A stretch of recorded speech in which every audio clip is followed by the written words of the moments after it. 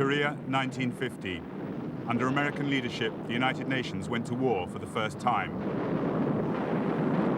What began as a conflict between rival regimes, North and South, turned into a confrontation between East and West, threatening to escalate into a Third World War. The Allied forces became embroiled in a war unlike any they'd known. Yet for the Americans, it served as a military rehearsal for one they would come to know only too well in Vietnam. Right through that water. Hold up. Right here, there's a crack in the ground. Bamboo. This was a war of sharp contrasts, like the harsh Korean terrain itself, ranging from freezing mountains in winter to parched valleys in summer. It started in rapid advances and retreats, and it ended in trench warfare and continuous bombardment, reminiscent of the First World War.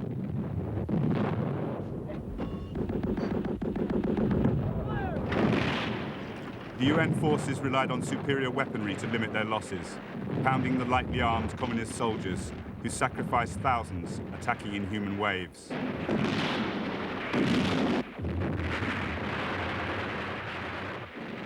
Experts believed that the sheer volume of UN air power would win the war.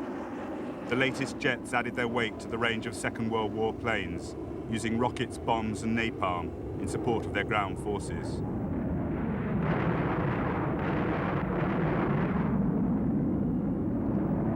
Yet even the massive American bombing campaign that systematically pulverized northern cities was instrumental only in grinding the war to its final bitter stalemate, devastating the country in the process. It was a war which nobody won, but the losers could be seen everywhere. A sea of refugees constantly set adrift by the changing tide of battle. 3 million Korean civilians are estimated to have died in 3 years of war.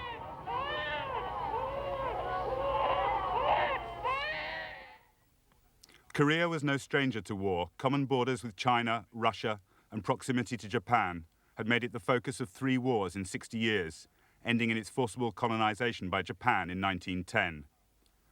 Yet it was the Allied decision of 1945, splitting the country along the 38th parallel, with Russia and America each occupying half, that led to the Korean War, and has left it today with rival governments in Pyongyang and Seoul, holding sway over 2 very different Korean societies. The Soviet Union declared war on the Japanese armies occupying Manchuria and Korea in August that year.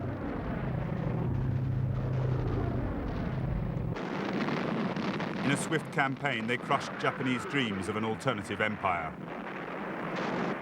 The surrender of their colonial masters brought fresh hope of independence for Koreans. And they greeted the Russians as liberators as they marched south, opening the whole country to them. The Russians halted at an arbitrary line on the map in response to a last-minute American proposal, even though the first Americans didn't arrive in Korea until the end of September. Initial encounters between the 2 armies at the 38th parallel were friendly, but the chill of the Cold War soon reached Korea. When a UN commission was set up to oversee reunification in 1948, the Russians refused to acknowledge its power in the north. Elections went ahead in the south alone, resulting in a government recognized by the United Nations. Its president was Syngman Rhee, a Korean nationalist who'd opposed the Japanese occupation and spent years in exile in the United States. He declared the new Republic of Korea from Seoul. In Pyongyang, the Russians backed Kim Il-sung, a communist guerrilla leader who'd made his name fighting the Japanese. He proclaimed the Democratic People's Republic of Korea the same year. Both governments enlisted armies to support their claim to the whole country. When the Russians withdrew in 1948, they left Kim Il-sung with a well-trained force. American advisors stayed on to train the Southern Army when their own troops pulled out the following year. Sporadic fighting between the 2 regimes turned into pitched battle on the 25th of June 1950. Both sides claimed the other attacked first, but within hours the northern forces, spearheaded by their 230 Russian tanks, had broken through into southern territory.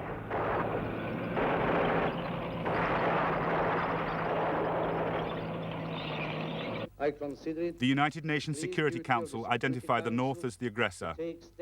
The absence of the Russian delegate boycotting in support of Communist China's claim to a seat left the Americans a clear field, and a second meeting called for military support for the South.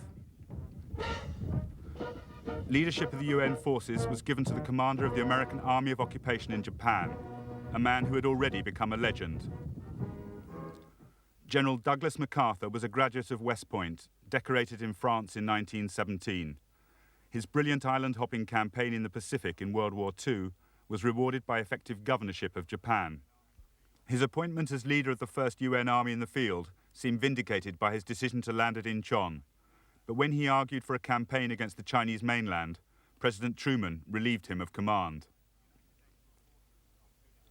The United Nations forces included 95,000 South Koreans at the start of the war, who were joined by 300,000 American troops.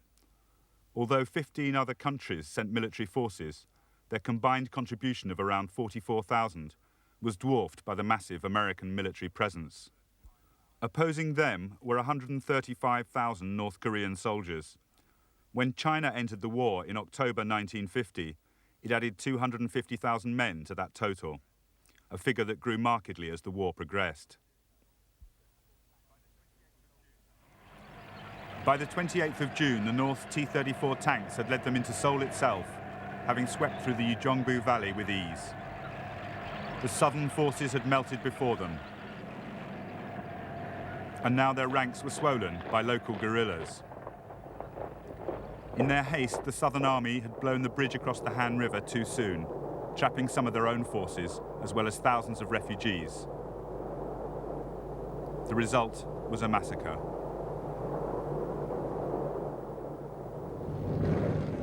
After a week, the North Koreans renewed their drive south. The US 7th Fleet went into action. Flying round the clock, its planes tried to slow the advance. The few northern planes were swept from the skies in the first weeks, giving the UN planes a free rein from then on.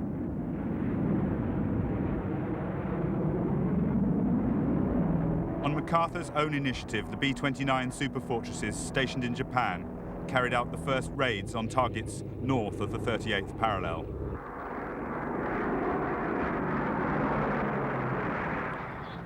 Yet what slowed the northern advance most was the constant stream of refugees choking the road south. Into this chaos came the first US troops, 400 infantrymen known as Task Force Smith. Their orders were to join South Korean soldiers awaiting the northern advance. They took position on the 4th of July. Next morning, a column of T-34 tanks backed by infantry drove at them. With no sign of the promised South Korean support, they attempted to halt the northern columns alone.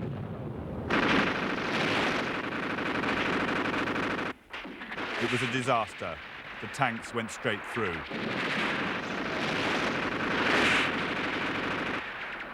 Their outdated bazookas simply bounced off the armor, and their artillery had the wrong ammunition. For many, the fighting was over, but the suffering had just begun. Their fate was soon shared by other Americans, thrust too hastily into the line. In the following weeks, the South Korean and US forces suffered a string of defeats, falling back to the southeast around the main supply port of Busan.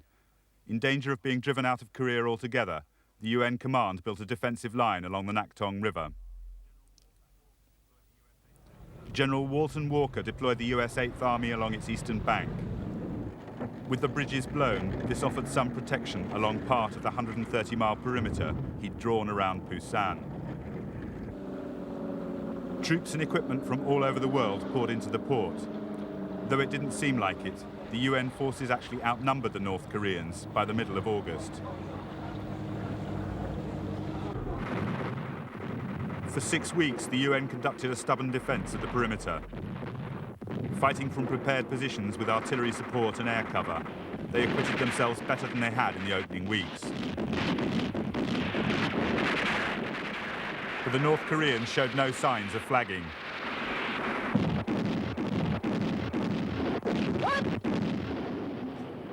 They launched repeated attacks across fordable sections of the Nakhtong, and General Walker kept some of his best troops in reserve to meet any potential breakthrough. When a North Korean attack succeeded in penetrating the perimeter early in August, he called on the 1st Marine Provisional Brigade to counterattack. On arrival in Korea, these elite troops had learnt of the string of early defeats. Stories of open panic and desertion only added to America's humiliation.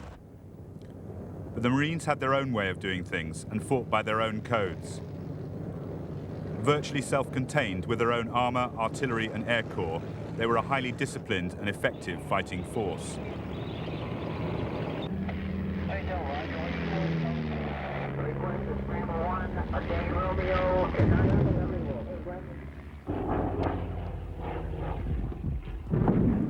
Many who fought with them in Korea were critical of their habit of attacking head-on, no matter what opposition they faced, regarding it as brave but reckless.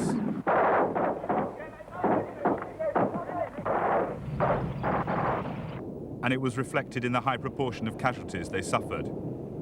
As one witness commented, they went up in columns of companies, and they came back in platoons of stretchers. Yet even here, they continued their tradition of bringing their dead or wounded back from the battlefield, no matter what the cost of retrieving them.